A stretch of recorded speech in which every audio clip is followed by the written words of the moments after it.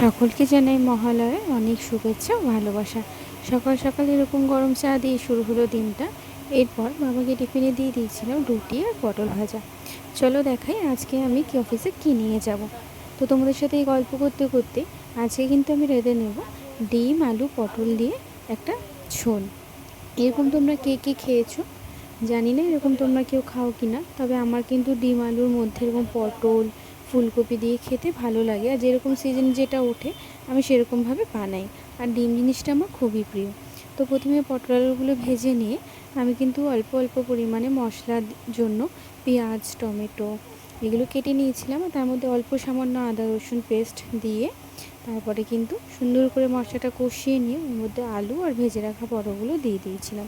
এবং তারপর অল্প একটু জল দিয়ে ঝোলটা ফুটে উঠলে ওর মধ্যে কিন্তু ডিমগুলো ছেড়ে দিয়েছিলাম। তো এইভাবে কিন্তু তোমরা বানিয়ে খেতে পারো। এটা কিন্তু মাংসরও স্বাদকে হার মানাবে, এতটাই সুন্দর লাগে যদি কেউ ডিম পছন্দ করে থাকো।